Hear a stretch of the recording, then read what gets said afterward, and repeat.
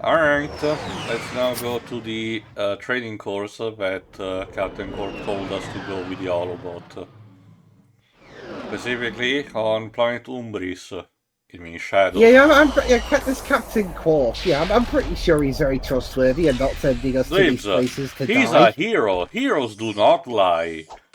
Boy, Mustafar looks a lot more cartoony than I remember it. Welcome to my challenge course. Now is And your chance not to much prove yourself lava strong around. and brave. Like Oh, there will be. It's just that, it's usually deep, counts as part of a bottomless pizza. You will also see lives eventually. I can't hear you. I said, haven't we done? Sorry, still having trouble. Tell me later. Later? We might be dead by then. What? All right, Clank, let's get going. Alright. Let's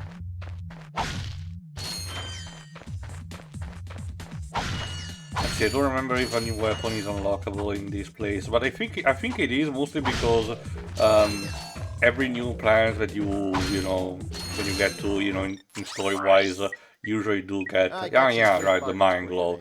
Again, this is another weapon that I don't utilize that much, because it literally, it basically does what it says. It basically lays down a trap that the enemy can, step on.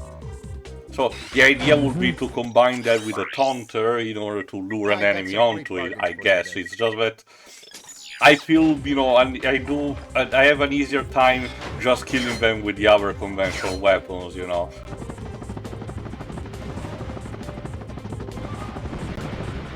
There's a tactic, when it comes to game discussion.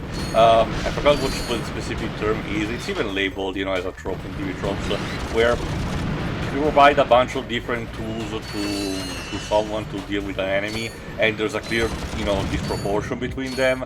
The player will always pick, the option that is easiest to accomplish and gives the most gives the most results all the time.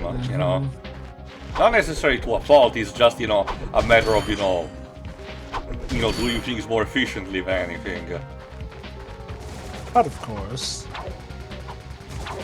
Alright, the platforming element in here is that, because this is a training military-style course, there are, some turrets that, you cannot even properly destroy but temporarily disable, that you have to, jump over their machine gun, trace. So it's a bit of a creative way to integrate the jumping mechanic.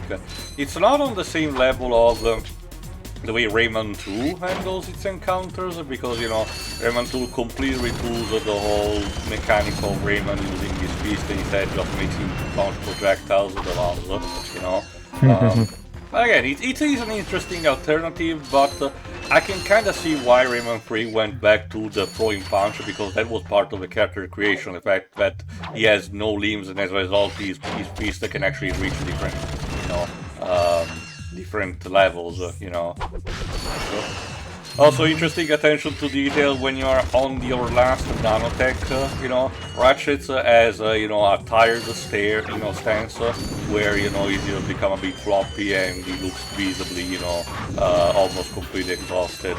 Doesn't do anything gameplay-wise, don't worry. You do not run into the possibility of tripping, like in Smash Bros. Brawl, but, it's still, a cute attention to detail at the very least. And also, again, to showcase the power of the PS2. Question. The other thing that I know the PS2 had widescreen games. I guess this wasn't one of them in its original release. Oh boy, I cannot really tell, Dibs, because I only played these PS3, versions. Allow me then.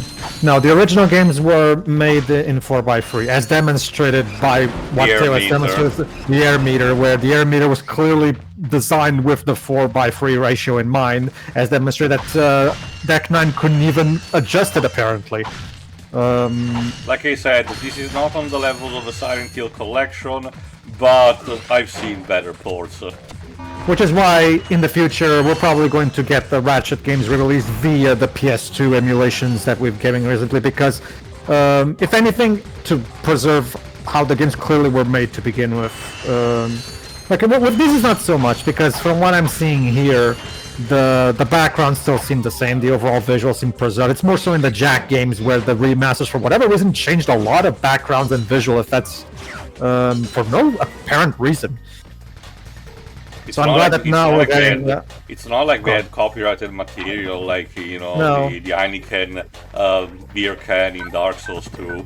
Yeah, it was weird. Fortunately, the Jack games were actually widescreen even back on the PS2, so even when you're playing these new emulations that are coming out, you can just play them in widescreen. Yeah, that's weird. Jack and Dexter was technically a launch title for the console, while this was released slightly later, and this was done with the collaboration of Naughty Dog. So why didn't this get to the widescreen treatment? Because because this was before widescreen became the required standard. Oh, so it would have been more expensive to do it back then. At the time, widescreen was kind of like a novelty more than anything, rather than being the standard definition. I mean, our TV channels have made the transition to widescreen around the late 90s, early 2000s, but it took a while for everyone to have one. I already mentioned a couple of times. Which meant that poor sod stuck with analog had to watch stuff in 14:9. It meant squishing the widescreen pictures down at the top and bottom and cutting off bits of the side so that you can get enough of it. But it looked like you were watching a movie. Or playing the first Evil Within. No, I get it, Waves, because like I said a couple of times, of my country took even more time to actually, you know, go through the leap, unfortunately. Yep. I understood it took even... I understood it was the same for Portugal. When it came to European countries, Waves, like I said, as per tradition, usually France and Germany tends to be the more privileged good boys and get all the nifty tools immediately. Yeah.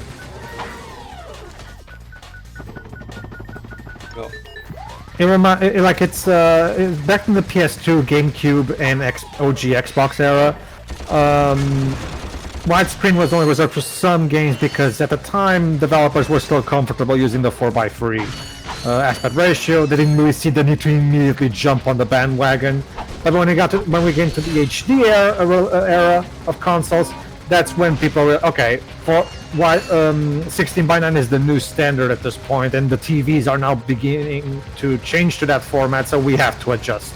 So developers adjusted more so out of obligation rather than a natural choice. Rather, it's not so much that they hated doing it, but you can tell that there was somewhat of a stubbornness to just stick to what they knew for a lot of developers.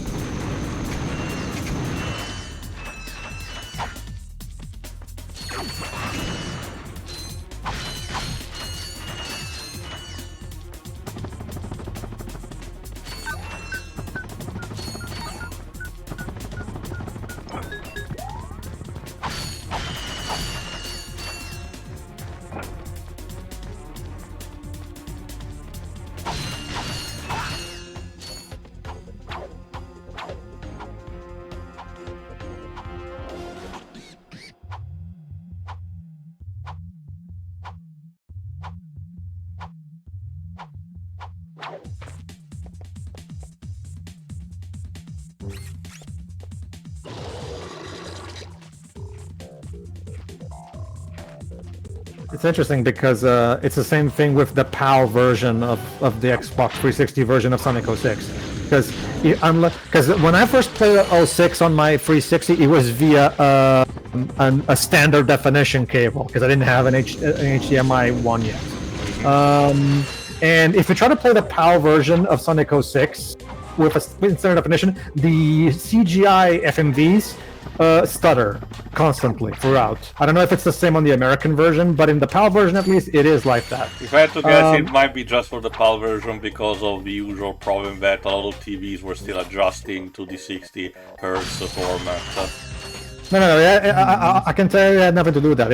It was just the definition, because when I switched to an HDMI cable for that, it started working. So it seems like it's just Sonic 06 was finished, not unfinished, to the point where they couldn't even finish the HDMI signal output properly.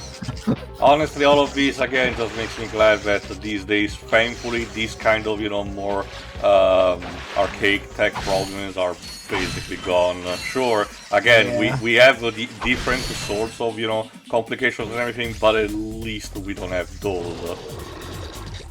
Or at least the ones that provide regional differences, Yep.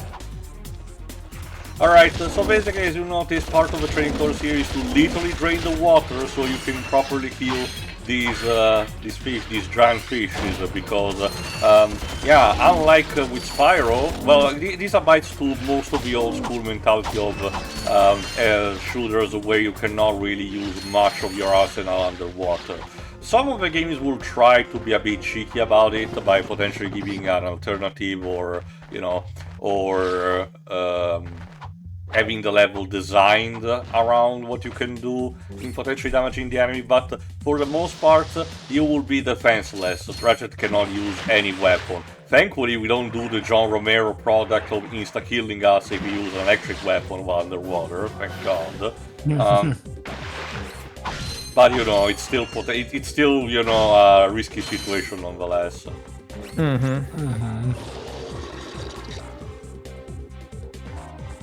If you understand correctly, the reason why I had to drain the water is because I need to use this wing shot here in order to actually reach the other side, otherwise I will just fall into the water.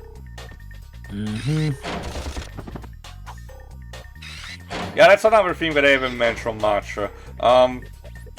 Compared to, okay, at this point it wasn't really a prevalent thing, but I mentioned this a bit in Resistance 2.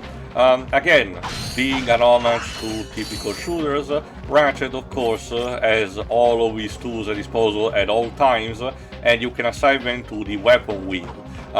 For this first game, it's a bit rough around the edges because you need to select from both the weapon and gadget menus and assign them in the order that you prefer. Yes, you can customize it, in the preferred way that you wish, but, it's still a bit of a pain in the ass having to manually sort everything out.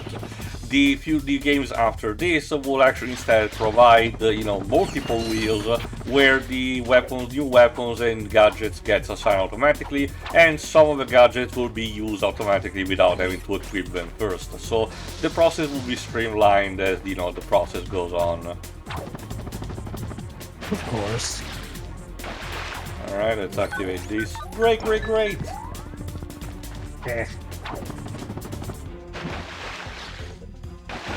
Unfortunately, that means we have to drain again the water because we cannot do the high jump. Also, I don't know if it was there in the original, but every time you go underwater, the blue filter gets a bit too much in your face. I'll have to go back and play it again, but I don't remember it being all that different, than what I'm seeing here, but I'll have to go back. It's been a few years. When it comes to that thing, it's to immerse you into that you are underwater. Oh no, I get it, but sometimes you barely can see anything, and if I recall correctly, future games will actually, improve on these aspects. I definitely feel like that was an issue most notable at the start of the 7th gen of gaming, since it was them trying to decide how high definition or immersive they wanted stuff like that. Hence why we got stuff like the murky browns, the murky grays, and also murky underwaters, essentially, compared to stuff like PlayStation 1 and PlayStation 2. Alright, the good news is that we have reached the end of Qwark's training course. Step into the ring of heroes, and I will finally give you See, lives, there's the lava under here. Ratchet, this is no time for you to become cautious. We have reached our goal. I don't know. Still is a bit early into the game, if you ask me. Listen to your little metal friend, Ratchet. Your destiny is mere steps away. It's just something doesn't seem right. This is What could possibly go wrong? Stop Cheb and Drek. Why, thank you, Clank. You've been most helpful. Well, shit. Yeah, there's the bad news. Get off of me, you idiot! I love it when a plan comes together. Yes, how What dare do he you mean? fall on What do you? you think he means, genius? He's not gonna help us. He's gonna kill us. You catch on quick.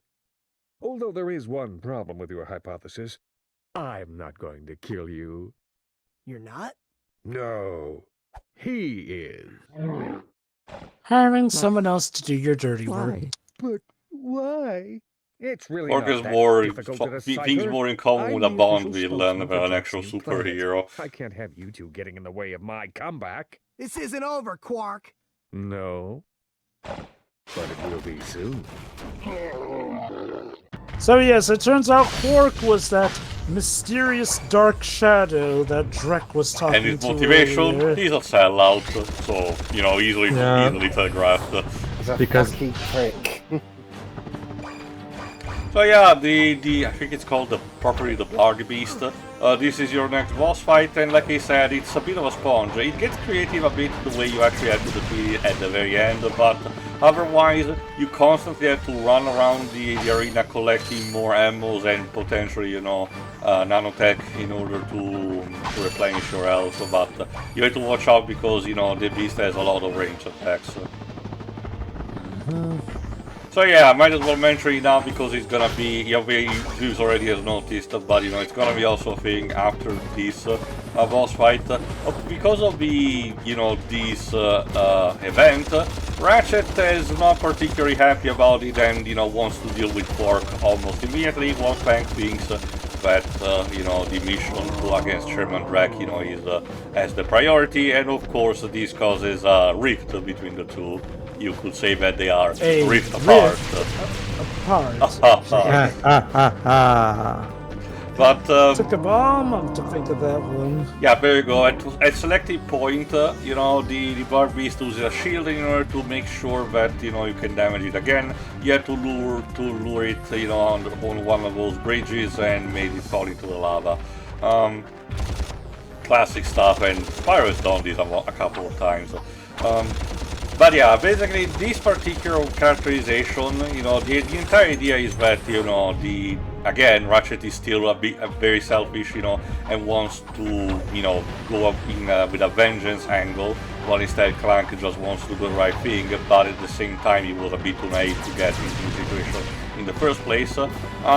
Is a bit of a polarizing thing, because, you know, while it's easy to understand what the writers are going for, it can just as easily, you know, be, you know, technically annoying to having to deal with, having to listen to the characters just, you know, being bickering and annoying towards each other, you know, all the time, in subsequent, you know, dialogue until a very specific point in the game when they were reconciled.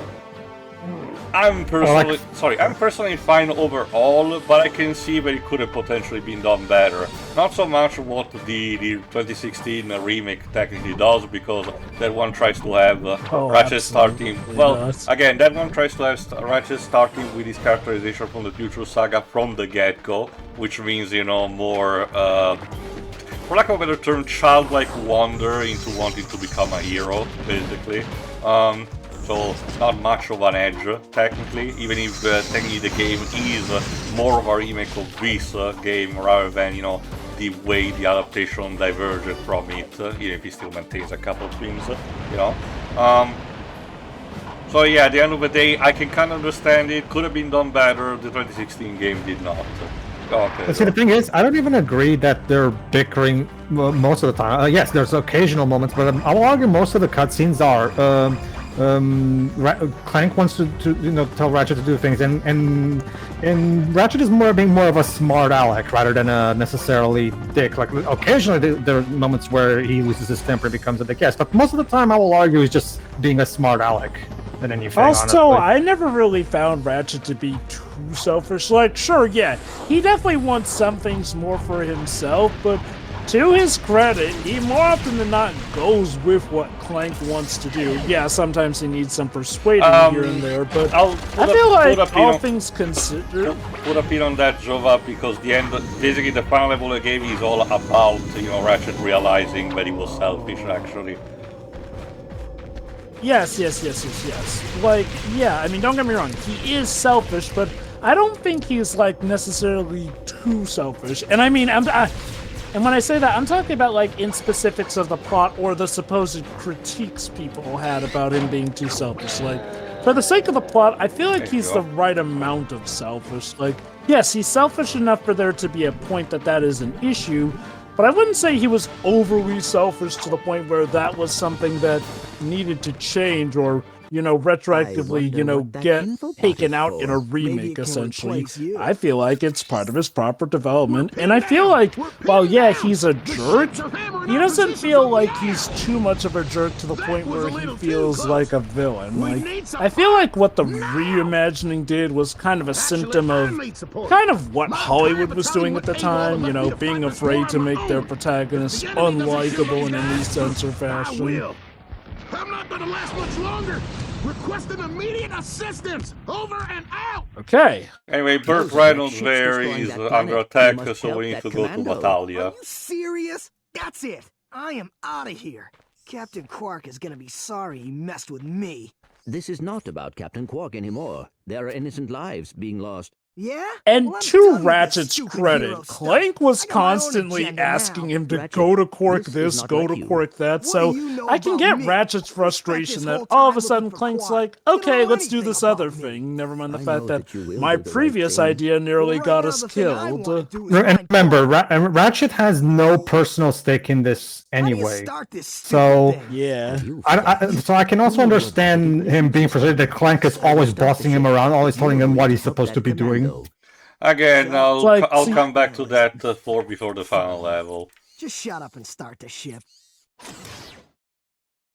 Anyway, tune in for the next part where we actually go to Battaglia like the Holobot said. See ya. See ya.